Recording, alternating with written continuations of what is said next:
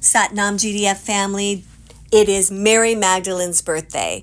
January 31st, 4 BC is when this amazing goddess was born. She is a spiritual leader, and unlike the traditional depiction of Mary Magdalene as a repentant sinner, in her gospel, it presents her as Yeshua's closest disciple, entrusted with profound teachings. In fact, she holds secret wisdom that not even Peter and the other male disciples could fully grasp. And so it was up to her to deliver that wisdom to them.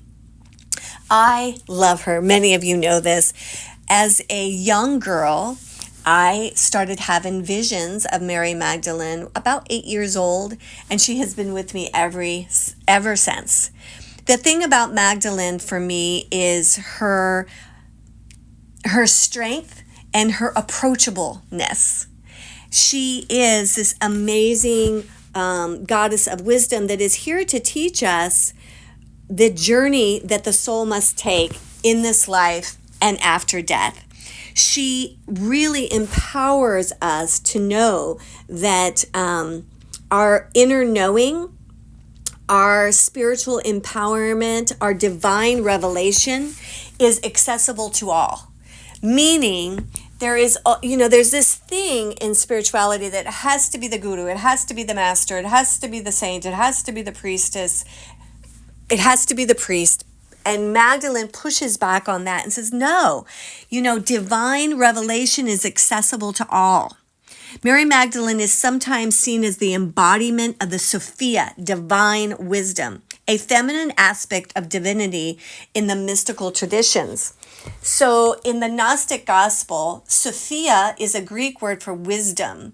So like even when the priests are saying in the name of the Father, the Son, and the Holy Spirit, that Holy Spirit is often referred to as the Sophia, and it is the Magdalene. The Magdalene is fundamentally different than the Virgin Mother Mary. And when we say virgin, it means a woman of power and choice. Now, she was the being, the vessel, Mother Mary, that brought through Yeshua, Magdalene's beloved. And they obviously are very closely related because that's her mother-in-law, right? And with Mother Mary's divine wisdom, she also educated Magdalene on expanding her intuition, expanding her healing powers. And between Mother Mary, Mary Magdalene, and Yeshua, they harnessed an energy that they called the emerald fire. This was a big part of the healing modalities of the Essenes. It is mantled by Archangel Raphael, and we will be bringing it through on Friday. On Friday, we are having a celebration of Mary Magdalene, and it's so fitting because we're in the light of the new moon, the Aquarius energy, and Pluto is in Aquarius. This is a change of guard.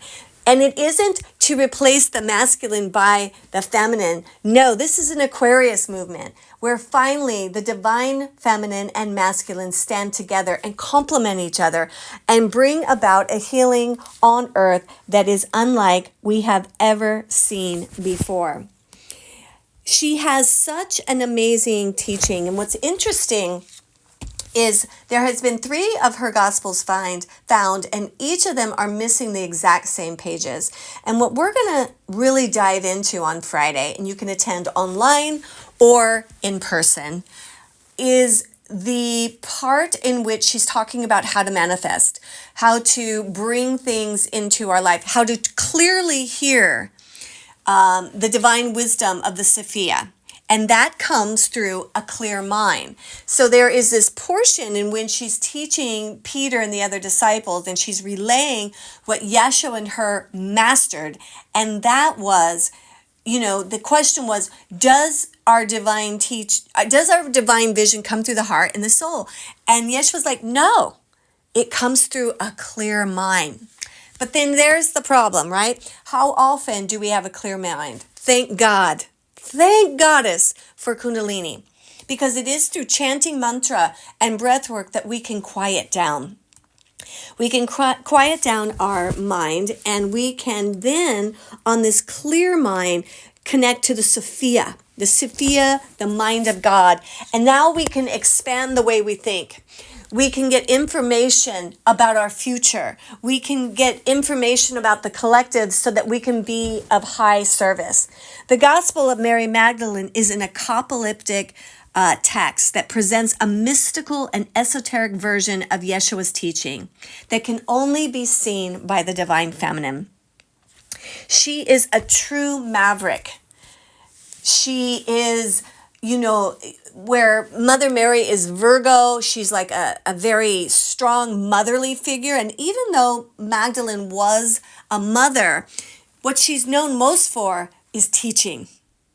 What she's known most for is leading the groups of individuals that wanted to go higher and connect to God through their own Gnostic knowing, right? And that's what we're going to be celebrating on Friday, that we have the right to have divine knowledge. And the only thing standing in our way sometimes is fear and chaos that sometimes gets created by too much technology, by too much taking in information, by too much fear. And so we're going to do practices with Esperanza and myself that are going to bring to us a clarity. We're going to be in the temple of love. We're going to call in the directions.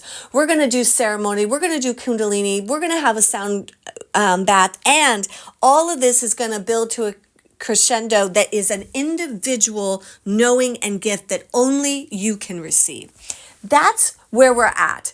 My truth is not necessarily your truth, although there is this love and wisdom that connects us all, but we need all of us in on it. So ladies, I hope you are feeling empowered and longing to join me. I want to be with you. You know she's my absolute favorite.